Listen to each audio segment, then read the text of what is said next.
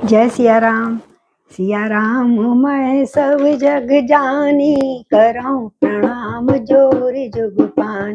मंगल भवन अमंगल हारी, द्रवहु सुदशरथ अजिर बिहारी। श्री राम जय जय राम, श्री राम जय जय राम। श्री राम जय जय राम, श्री राम जय जय राम। श्री राम जय जय राम, श्री राम जय जय राम। श्री राम जय जय राम, श्री राम जय जय राम। बोलो सियापति रामचंद्र भगवान की जय, पवन पुत्र हनुमान की जय, श्री गौरी शंकर भगवान की जय। भक्त तुलसीदास जी को नमन करते प्रणाम करते हुए आइए हवन के रामानस में प्रवेश करते हैं। पिछला प्रसंग चल रहा था, भरत आ चुके हैं और कुबड़ी का उन्होंने शत्रुघ्न ने पूरा कुबड़ फोड़ दिया है और बालों से घसीटते हुए वो उसका अपमान करा। तो भरत जी ने छुड़वाया शत्रुघ्न, और अब वो माता से मिलने आए हैं और माता को विश्वास दिला रहे हैं कि यदि मेरा इतना सा भी इसमें सम्मति हो तो मुझे ऐसे ऐसे पाप लग जाएं। तो मातु भरत के वचन सुनी, साचे सरल सुभाय। कहते राम प्रिय तात तुम, सदा वचन मन भाई। माता कौशल्या भरत जी के स्वाभाविक सच्चे प्रेम को जानती थी और वचनों को सुन के कहने लगी, बेटा मुझे मालूम है कि तुम तो मन वचन और शरीर से सदा ही श्री रामचंद्र जी के प्यारे हो। वो तुम्हें बहुत प्यार करते हैं और तुम उन्हें बहुत प्राणों के समान प्यार करते हैं। ते राम प्राणों ते प्राण तुम्हारे, तुम ही रघुपति प्राणों ते प्यारे। विदु विष चवै शवै मुलागी, होई चराचर बारी विरागी। होई वारी चर बारी बिरागी, भय ज्ञान बरु मिटे न मोहु, तुम राम प्रतिकूल न हो। मत तुम्हारे ये जो जग कहीं, सो सपनों सुख सुगति न लयं। अस कही मात भरत ही लाए, थन पन श्रवण नयन जल छाए। करत विलाप बहुत ये भांति, बैठे बीत गए सब राती। बोलो कौशल्या मैया को बहुत बहुत प्रणाम नमन करते हुए भरत भैया को प्रणाम करते हैं। हम उन दोनों के वार्तालाप सुनाते हैं। माता कहती है, बेटा भरत, श्री राम तुम्हारे प्राणों से भी बढ़कर प्राण प्रिय हैं। मुझे मालूम है तुम उनको प्राणों से भी बढ़कर चाहते हो, और तुम भी रघुनाथ जी को प्राणों से ज्यादा प्रिय हो। वो तुम्हारा बहुत फिक्र कर रहे थे, चिंता कर रहे थे तुम्हारे विषय में। चंद्रमा चाहे विष उगल जाए, अब वो उनकी उपमाएं सुनिए। चंद्रमा चाहे विष उगल जाए, पाला चाहे आग बरसाने लगे, जबकि पाला बर्फ फैला होता है ना, और जलचर जीव चाहे जल से निकलकर जल जल बाहर घूमने लगे, मछली और कछुआ जैसे, और ज्ञान हो जाने पर भी चाहे मोह ना मिटे। कईयों पे ज्ञान होता है लेकिन मोह नहीं मिटता। ज्ञान तो पता है ये ऐसा होता है, पर मेरे से नहीं हटता, क्या करूं, ये सोचते ना। पर तुम श्री रामचंद्र जी के प्रतिकूल कभी ना थे, ना हो, ना होगे। बेटा मुझे तुम पर परम विश्वास है, इसमें तुम्हारी सम्मति है। अरे ये कौन सोचेगा, जगत में जो भी कोई ऐसा सोचता है या कहते हैं, वो सपने में भी कभी सुख और नहीं पा सकते और कभी शुभ गति प्राप्त नहीं कर सकते। जय हो माँ कौशल्या के लिए, कितना प्यार है बच्चों में। तो इस प्रकार माता कौशल्या ने कह के फिर भरत को अपने कलेजे से लगा लिया, और बेटा तुम ऐसा मत सोचो, अपने लिए हीनता मत लाओ, ग्लानि मत करो। और ऐसा हृदय से लगाया कि जैसे राम के लिए स्तन में दूध आ जाता था ना, उसी प्रकार उनके स्तन से भी दूध निकलने लगा भरत के लिए भी। और नेत्रों में प्रेम आश्रु आ गए, गदगद हो गई, कंठ अवरुद्ध हो गया, माँ का जल छा गया नेत्रों में। इस प्रकार बहुत सा विलाप करते हुए तब सारी रात बीत गई, पता नहीं लगा। वामुदेव वशिष्ठ तब आए, सचिव महाजन सकल बुलाए।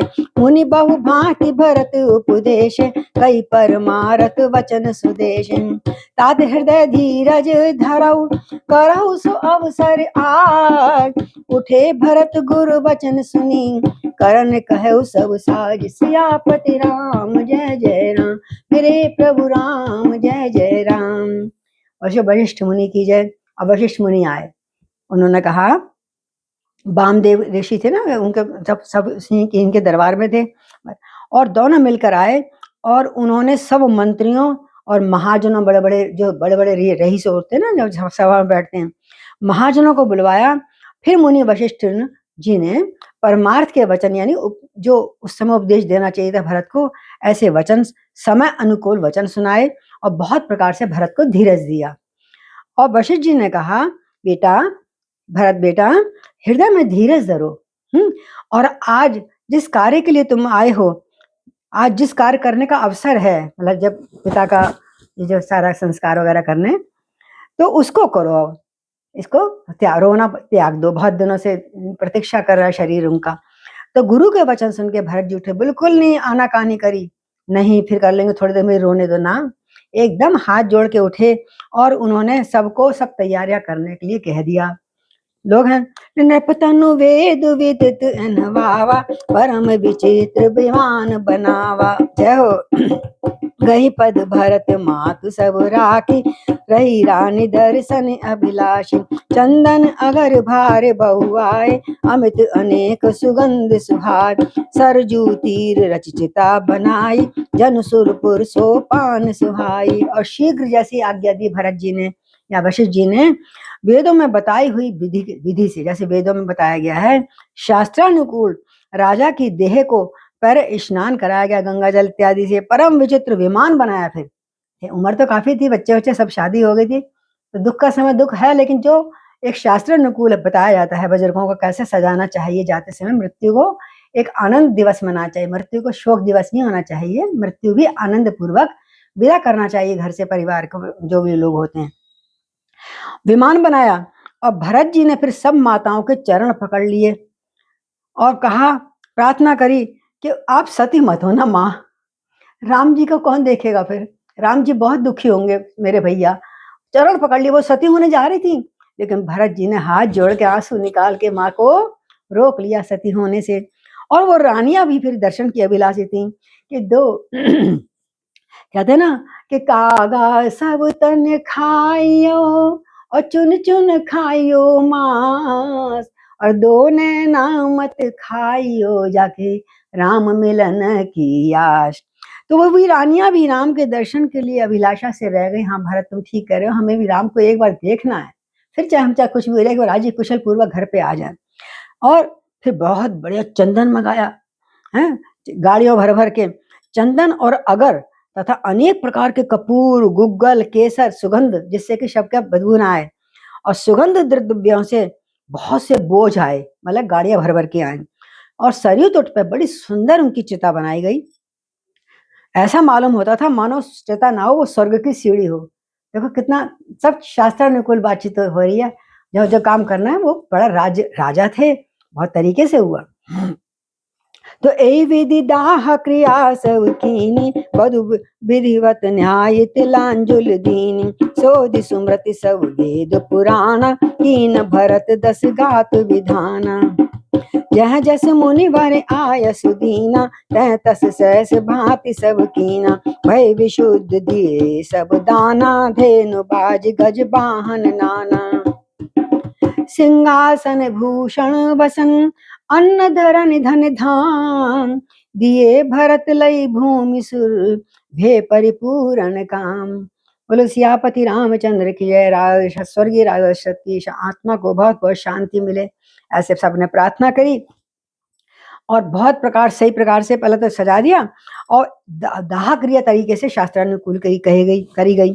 सब विधि पूर्वक फिर स्नान करा के करके तिलांजलि दी सबने, वहीं पर सरितुर में स्नान करा, उनको शव को दाह करने के बाद, और तिलांजलि दे दी। अब हमारा आपसे कोई नाता नहीं, तिलांजलि देते, अब हमने आपको छोड़ दिया और आप हमें भी मोह से छोड़ दें, अपना मोह छोड़ दें और भगवान के लोक में जाएं, है ना, ऐसे कहा जाता है। तो सबने तिलांजलि दे दी। उसके बाद वेद, स्मृतियां और पुराण सबका मत निश्चय करके तीनों क्या कहते हैं, उनमें से कोई एक बात निकाली। अब भरत जी ने पिता का 10 गात्र विधान, 10 दिनों तक वो कृत्य किया बैठकर। 10 दिन होता है ना काशा पे, फिर थोड़ा शुद्ध होता है घर। 10 दिन तक भरत जी ने सारे कृत्य किए। बोलो भरत भैया की जय। और जो जो भी मुनियों ने, ऋषियों ने, गुरुओं ने आदेश दिया, जहां जहां जैसे आदेश दिया, भरत जी ने सब वैसा वैसा वहां पे दान पुण्य इत्यादि हजारों प्रकार से का पूजन किया और दान दिया।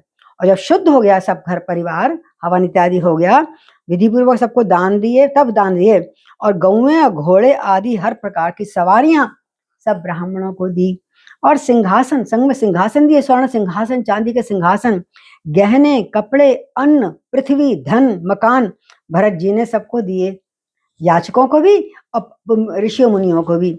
और भूदेव ब्राह्मण, जब भूदेव कहते हैं जो पृथ्वी के राजा देवता हो यानी ब्राह्मण, फिर ब्राह्मण दान पाकर, भूदेव दान पाकर परिपूर्ण हो गए, बहुत तृप्त काम हो गए। आहा, ऐसा दान आज तक कहीं से नहीं मिला, अर्थात उनकी सारी मनोकामनाएं पूर्ण हो गईं। पितु हित भरत की न जस करनी, सो मुख लाख जाय नहीं बरनी, सुध ने सोध मुनिवर तब आए, सचिव महाजन सकल बुलाए। बैठ राज सभा सब जाई, पठय बोली भरत दो भाई, भरत वशिष्ठ निकट बैठारे, नीति धर्म में वचन उचारे। बोलो ऋषि वशिष्ठ मुनि की जय। और जब सब काम हो गया तो फिर पिताजी के लिए भरत जी ने जो जो जैसा करना था वह लाखों मुखों से वर्णन जो जो जैसा किया, कहते हैं लाखों मुखों से भी वो वर्णन नहीं कर सकते किस प्रकार उनका अच्छा उनको बड़ा प्रसन्नता पूर्वक दान के अनुसार, शास्त्र अनुसार उनको विदा किया संसार से, और कहीं कोई नहीं इसका वर्णन कर सकता। तब शुभ दिन अब आया, कुछ सब सही हो गया, 13वीं साल में पड़ गई, तो अच्छा दिन शोध करके यानी अच्छी जो तिथि निकाली, और वशिष्ठ जी आए और उन्होंने मंत्रियों तथा सब महाजनों जो बड़े बड़े लोग थे अयोध्या के जिनका प्रभाव था उन सबको बुलाया, और बैठे राजसभा सब जाई, और सब राजसभा में बैठ गए आकर, और भरत को वहां बुला लिया। और तब मुनि ने भरत जी तथा शत्रुघ्न दोनों भाइयों को बुलवा भेजा, भाई सभा तो तैयार हो गई, अब वो जो जिसको सुनाना था वो तो आए, तो उन दोनों भाइयों को बुलाया, और भरत जी को वशिष्ठ जी ने अपने पास बिठा लिया, राज सिंहासन पर नहीं बिठा, अपने पास जहां जिस सिंहासन में वो बैठे थे वहीं बिठा लिया, और फिर उसको अब धर्म और नीति से भरे हुए वचन समझाए। अब वशिष्ठ जी क्या समझा रहे हैं, बड़ा ज्ञान वाली बात है, सुनने लायक है सबको ये। प्रथम कथा सब मुनिवर बरनी, कह कई कुटिल कीन जस करनी, भूप धर्म व्रत सत्य सराहा, जन तनु परिहरि प्रेम निवाहा, कहत राम गुणशील स्वभाव, सजल नयन पुल कौ मुनि राव, बहुरी लखन सिय प्रीत बखानी, शोक स्नेह मगन मुनि ज्ञानी, सुनहु भरत भावी प्रबल, बिलख कहौ मुनिनाथ, हानि लाभ जीवन मरण, जस अपयश विधि हार। बोलो मुनि वशिष्ठ की जय। और उसको क्या समझाने लगे, ये हम सबके लिए ज्ञान की बातें हैं, जब कोई भगवान ना करे कभी शोक की बात आ जाए तो इन बातों को ध्यान रखना चाहिए और हिम्मत बंधानी चाहिए और समझाना चाहिए, ना कि उसको और रुलाओ और परेशान करो। एक तो दुखी वैसा बंदा उसको और करते हैं आजकल लोग। तो पहले तो उन्होंने आए वशिष्ठ जी और भरत को अपने पास बिठा के कैकेयी की सारी कथा सुनाई, अभी तक तो उन्होंने इधर उधर सुनी थी, अब वशिष्ठ जी मुनि कह रहे थे मतलब पक्की है, कैकेयी की जैसी कुटिल करनी थी सब बात शुरू से अंत तक बताई, और फिर श्रेष्ठ मुनि ने वो सारी कथा उनको समझा दी। फिर राजा के अब बताया, क्योंकि उन्होंने कहा था तुम राजा बनोगे, पिताजी तुम्हारे राजा बनवाना चाहते थे तुम्हें लास्ट में कैकेयी के अनुसार। तो राजा के धर्म व्रत और सत्य की सराहना की, और बोले जिन्होंने शरीर त्याग कर भी प्रेम को निभाया उस पिता का तुमको कहना मानना पड़ेगा, क्योंकि राजा राम भी पिताजी के कहने पे बाहर गए हैं निकल। तो रामचंद्र जी के फिर गुणों की, शील का, स्वभाव का वर्णन किया था उन्होंने, तो उससे भरत जी को बड़ी तसल्ली हो रही ना।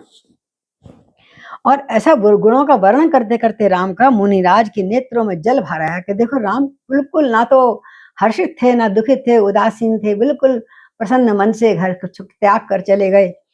और बड़ाई करते हुए जब कर रहे थे वशिष्ठ जी मुनि, तो ज्ञानी मुनि भी शोक से एकदम समझाने तो आए थे, लेकिन फिर वो भी शोक से भर गए, बेटा मेरे सामने सामने सारा परिवार चला गया, और स्नेह में मग्न हो गए उनके राम के स्नेह में। तो अब फिर हिम्मत बंधाई और भरत को समझाते हैं, बेटा भरत देखो बेटा, भावी प्रबल यानी जो होना है। मुनिनाथ ने बिलख दुखी होकर कहा, मेरे दुख मुझे कम नहीं है, लेकिन हमें अब अपने स्थिरता अपनी धैर्य धारण करना है। भरत सुनो, भावी जो होनहार है बड़ी बलवान है, होनी हो तो रो के रहे, अनहोनी ना होए। तो कहते हैं भावी प्रबल है, बड़ी बलवान है, और तुम सोच रही हो ऐसा क्यों हो गया, ऐसा क्यों हो गया, भाई हम उस पर उस कहते हैं उसकी वजह से ऐसा हो गया, माता की वजह से हो गया, किसी मेरी वजह से ना। हानि लाभ, जीवन मरण, यश अपयश, ये सब हमारे हाथ में नहीं है। जो जिसको अपयश मिलना है वह अपयश मिलेगा ही मिलेगा समय पे आने पर। जिसको यश मिलना है उसको यश मिलेगा ही मिलेगा। इसलिए भरत तुम ज्यादा परेशान और चिंतित मत हो, आगे का अपना कर्तव्य निभाओ।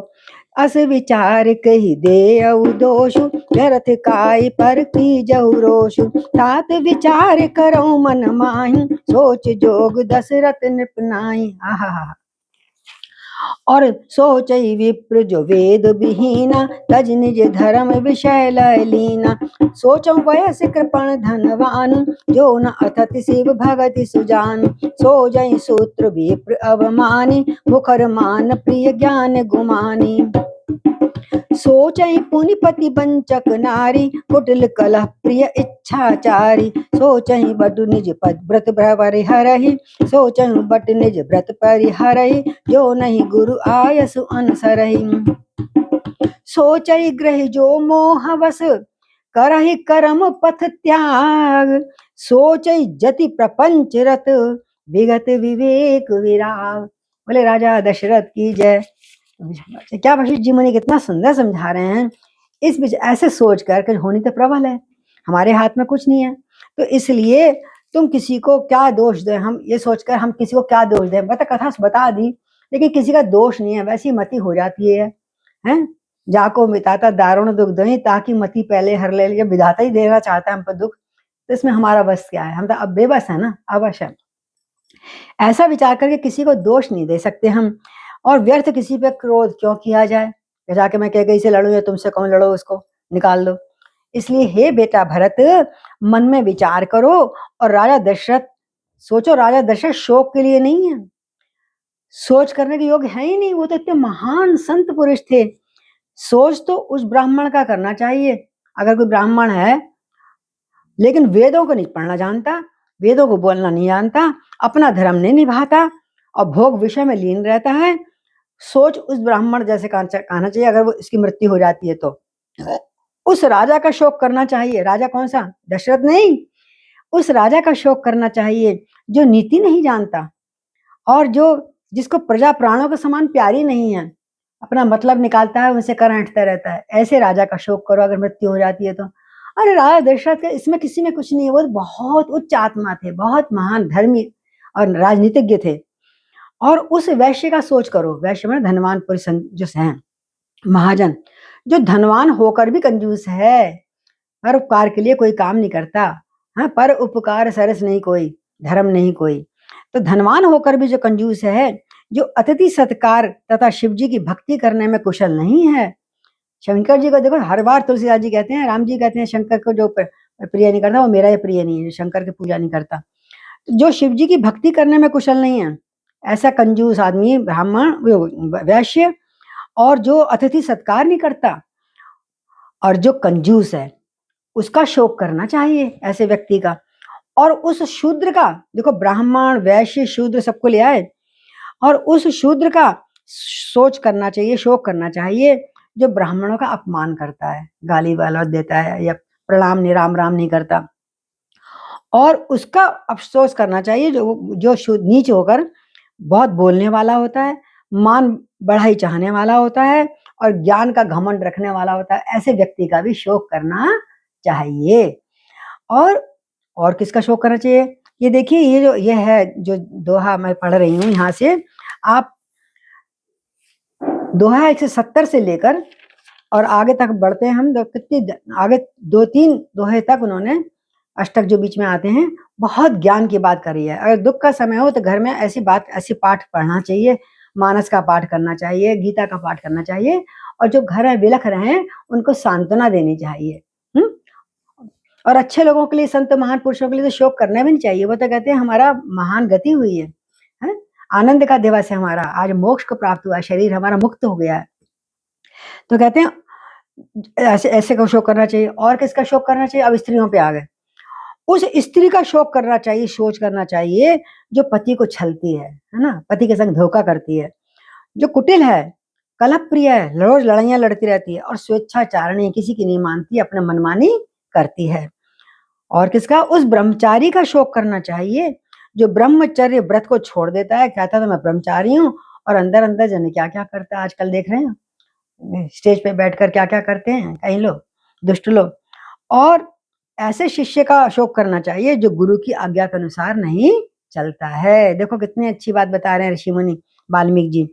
और कहते हैं अब कौन सी गृहस्थ का शोक करना चाहिए? उस गृहस्थ का शोक करो जो मोहवश कर्म मार्ग का त्याग कर देता है। जो करना चाहिए कर्तव्य मार्ग से त्याग करके और ऊटपटांग काम करता है, कर्म मार्ग का त्याग कर देता है। और उस सन्यासी, अब देखो सबको, किसी को छोड़ा नहीं, किसी सब व्यक्तिवाचक ले लिए इन्होंने। सन्यासी का ग्रुप, ब्रह्मचारी का ग्रुप, स्त्रियों का ग्रुप, ब्राह्मणों का, वैश्यों का, शूद्रों का। और अब सन्यासी करे, उस सन्यासी का शोक करे अगर उसकी मृत्यु हो जाती है, जो दुनिया के प्रपंच में फंसा हुआ है और ज्ञान वैराग्य से हीन है, उसका क्या शोक करना, है ना। नाम सन्यासी है लेकिन सन्यासी ऐसे कर्म नहीं है। तो व्याखाना से सोई सोचे जोगु, तब बिहाय जय भावई भोगु। सोचई पिशुन अकारन क्रोधी, जननी जनक गुरबंद विरोधी। सब विधि सोचई पर अपकारी, निज तन पोषक निर्दय भारी। सोचनीय सब ही विधि सोई, जो न छाड़ छल हरिजन होई। आगे बताते हैं वशिष्ठ जी। गुरु जी कहते हैं और अब वानप्रस्थ आ गया, गृहस्थ हो गया, वानप्रस्थ यानी हमने घर का त्याग कर दिया है। लोग कहते हैं ना, वानप्रस्थ वही शोक करने के योग्य है जिसको तपस्या छोड़कर भोग अच्छे लगते हैं। चले तो गए वन में, जंगल में, घर बार छोड़ के, लेकिन वहां याद आ रहे हैं यार पूरी कचौरी मिल जाती, खीर हलवा मिल जाता, पिज्जा खा लेते, काश हम तो घर छोड़ आए, बाजार में आ गए, अब तो बाहर वन में आ गए हैं। तो उन्हें तपस्या नहीं करते, भगवान का नाम लेने निकले थे ना घर से, उसे छोड़ देते हैं और भोग अच्छे लगने लगते हैं, मांग मांग के इधर उधर से लाते हैं। और शोक उसका करना चाहिए जो चुगलखोर है। देखो निंदा स्तुति करने वालों को बहुत बड़ा शोक, मतलब पापी बताया। और शोक उसका करना चाहिए जो चुगलखोर है। और शोक उसका करना चाहिए जो बिना कारण क्रोध करता रहता है, 24 घंटे भ्रमनाते ही रहता है। और करने तथा माता पिता गुरु भाई बंधुओं को संग जो विरोध करता है, जो जातक, उसका शोक करना चाहिए। विरोध जिंदगी भर तुम दुख देखो, माता पिता कभी बुरा तो नहीं कहेंगे, वो तो आशीर्वाद ही देंगे, लेकिन फिर भी उनकी हाय चुपचाप जो लग जाती है, दुर्बल को न सताइए जाकी मोटी हाय। तो माता पिता कहते कुछ नहीं, लेकिन उनके दिल के आत्मा से जो निकलता है ना, वो बच्चों को फिर फलता नहीं। तो बैखानस सोई सोचे जोगु, तप बिहाय जय भावई भोगु। सोचई पिशुन। और हाँ, वानप्रस्थ वही जो गा लिया था हमने, वानप्रस्थ वही शोक करने योग्य है जो तपस्या छोड़ के भोग करता है। और कहते हैं सब प्रकार से उसका शोक करना चाहिए जो दूसरों का अनिष्ट चाहता है, उसका बुरा हो जाए, उसका बुरा हो जाए, मैं अच्छा रहूं। मतलब सर्वे सुखंते भवना जो हमारा एक वो है, कर्तव्य है, कर प्रार्थना में, वो ना करके सबके लिए छल कपट तंत्र मंत्र करता रहता है, उसका बुरा हो जाए, उसका भला हो जाए, है, उसका नुकसान हो जाए। जो दूसरों का अनिष्ट करता है उसको बड़ा पापी, उस पापी का भी शोक करना चाहिए। और जो अपने शरीर का पोषण करता है, किसी भूखे प्यासे को कभी जल पान या कुछ नहीं कराता है, तो उस वो भी बड़ा निर्दयी होता है। इसलिए वो तो सभी प्रकार से शोक करने के योग्य है। और जो छल छोड़कर निर्मल मन सन सोई मई पावा, जो छल छोड़कर हरि का भक्त नहीं, भजन नहीं करता, हरि का भक्त नहीं होता, उसका शोक करना चाहिए। तो तुम्हारे पिता तो इसके भी किसी भी श्रेणी में नहीं आते बेटा। भरत तुम इतने दुखी क्यों हो रहे हो? और सोचनी है नहीं कौशल राहु, भुवन चारि दस प्रगट प्रभाव। भयउ न अहि नव हो न निहारा, भूप भरत जस पिता तुम्हारा। विधि हरि हर सुरपति दिस नाथा, बर नहीं सब दर दशरथ गुण गाथा। कहु तात कई भांति को, करहि बड़ाई तास। राम लखन तुम शत्रुघ्न, सरिस सुवन सुचि जास। बोलो भरत भैया की जय, शत्रुघ्न भैया की जय। गुरु वशिष्ठ जी को प्रणाम करा, कितना अच्छा उन्होंने ज्ञान दिया हम सबको। ये तो भरत का तो बहाना था, तुलसीदास जी के मन की सारी ज्ञान निकल आया। ये कहते हैं तुम्हारे पिता कौशल राज दशरथ जी सोच के विचार नहीं है, सब्जेक्ट नहीं है वो सोच करने योग्य, जिनका प्रभाव 14 लोकों में, देवता लोग, स्वर्ग में, सब में है, प्रकट है, सब जानते हैं कितने वीर धुरंधर, कितने ज्ञानी, कितने दानी थे। हे भरत, तुम्हारा पिता जैसा राजा हो तो ना कभी हुआ है, ना अब आने होने वाला है। इतने इतने हर काम में अपने कर्तव्यनिष्ठ थे। और तो और ब्रह्मा विष्णु शिव इंद्र दिक्पाल सारी दिशाओं के राजा दशरथ जी के गुण की कथाएं कहते रहते हैं, उनका अंत नहीं होता। इतने बहुत योग्य, बहुत विद्वान, बहुत ही गुणवान थे तुम्हारे पिता, इसलिए उनका शोक मत करो बेटा।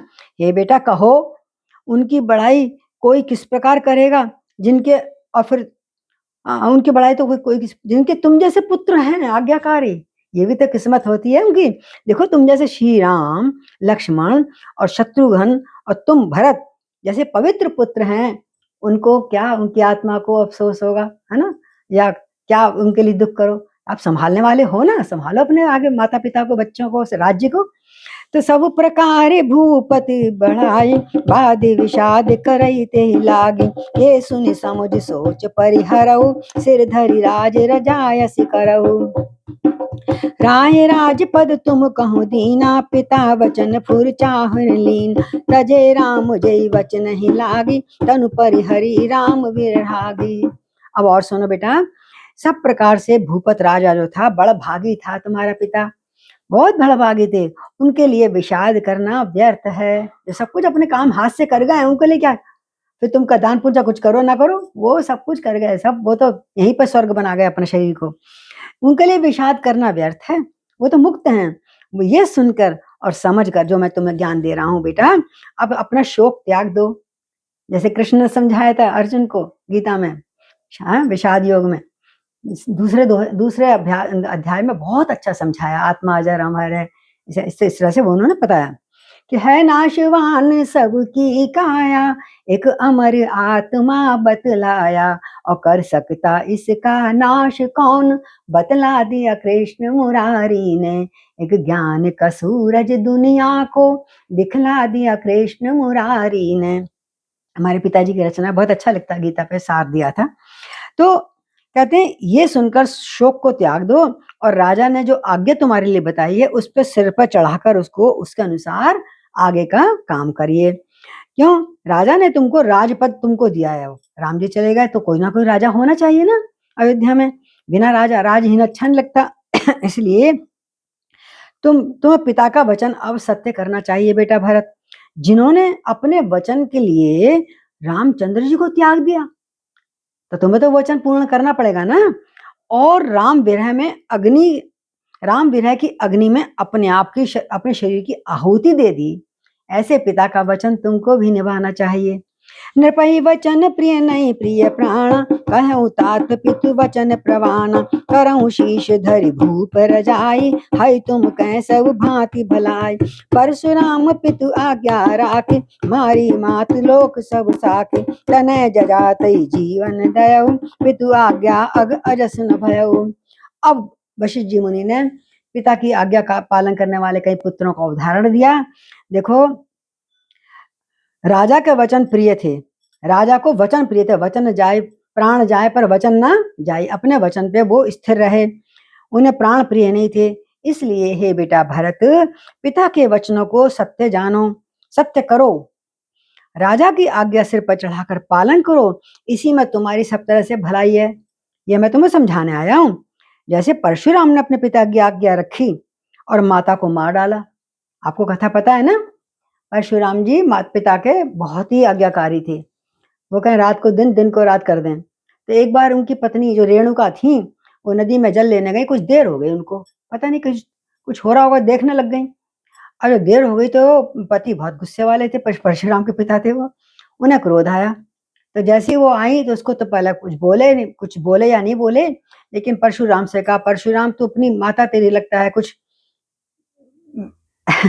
अब व्यभिचारिणी हो गई है, इतनी देर लगाई है, थोड़ी देर के लिए गई थी पानी भरने, इतनी देर लगा दी, इसका गर्दन काट दे, मैं ऐसी पत्नी को नहीं स्वीकार करता। तो तुलसी एक क्षण नहीं लगा, परशुराम ने अपनी माँ, ईश्वर समान माँ को एकदम अपना वो लिया, अपना कुठार, और उसका गर्दन काट दी। अब माँ तो अब पिता बड़ा खुश हुआ, अरे बेटा तू तो मेरी आज्ञा का पालन करने वाला है, हैं? पिताजी बोले, बोल तुझे क्या वर मांगू, क्या वर दूं, तूने ऐसा आज्ञाकारी पुत्र नहीं मैंने देखा आज तक। बोले पिताजी मेरी माता जी को जीवित कर दीजिए। देखो कोई मार सकता है तो जला सकता है, उसी को मारने का अधिकार है, और जीवित जब हो भी जाए तो उनको ये याद ना रहे कि उनकी मृत्यु कैसे हुई थी, मेरे द्वारा हुई थी या आपके क्रोध के कारण हुई थी। भैया जब बेटा ने उनका कहना माना तो पिता को भी पुत्र का कहना मानना पड़ा। और परशुराम जी को उन्होंने कहा ठीक है तथास्तु, और जल छिड़का, माता का सिर जोड़ दिया और जीवित हो गई। उन्हें ऐसा लगा जैसे मैं भी बेहोश हो गई थी, चोट लग गई, गिर गई होंगी, अब मैं उठ के हो गई, सब ठीक है, सब सही सरल, ऐसे बातें करने लगी जैसे कभी कुछ हुआ ही ना हो। तो बोलिए परशुराम भगवान की जय। परशुराम भगवान का अंश है, हमारे उसमें आते हैं राम और परशुराम सारे 24 अवतारों में। तो कहते हैं उन्होंने माता को मार डाला। देखो परशुराम ने, जैसे तुम्हें भी पिता का कहना चाहे कितना भी तुम्हें बुरा लगे अच्छा लगे, तुम्हें करना पड़ेगा। और सब लोग इस बात को साक्षी हैं, सब लोग भी और लोग भी। इसी प्रकार राजा ययाति ने पुत्र से अपनी जवान ययाति ने पुत्र ययाति के पुत्र ने पिता को अपनी जवानी दे दी। ययाति राजा बहुत पुराने हुए थे और उनका बुढ़ापे में आके कहीं उनका मन लग गया, अटक गया किसी स्त्री में। तो बोले मैं शादी करूंगा पर मेरी तो उम्र बुढ़ापा हो गया, तो मैं कैसे करूं। तो उनके कई सारे बेटे थे, सब बेटों से कहा बेटा मुझे अपनी जवानी दे दो। पहले देखा ऐसे हो सकता था योग के अनुसार, कोई योग ही थे सब लोग। बोले बेटा मुझे अपनी जवानी दे दो, मेरा बुढ़ापा तुम ले लो। तो बोले अरे सब बेटों ने जवाब दे दिया, अरे हम हमारे खाने खेलने के देने कि हम आपको अपनी जवानी दे दें। आखिर एक पुत्र था ययाति, तो ययाति ने कहा पिताजी मैं आपकी इच्छा पूर्ण करूंगा। जैसे भीष्म पिता ने अपने पिता को विवाह करवा दिया गंगा से और खुद नहीं करा, कुंवारे रह गए हैं उसकी वजह से। तो उन्होंने अपनी जवानी दे दी ययाति ने। बोले पिताजी आप ये शरीर किस काम का, यदि आपके काम नहीं आया तो मेरा किस काम का है। और पिता की आज्ञा पालन करने से उन्हें ना तो पाप लगा ना अपयश हुआ, बल्कि यश हुआ। देखो ऐसा बेटा तो कभी देखा नहीं जिसने अपनी जवानी पिता को दान कर दी।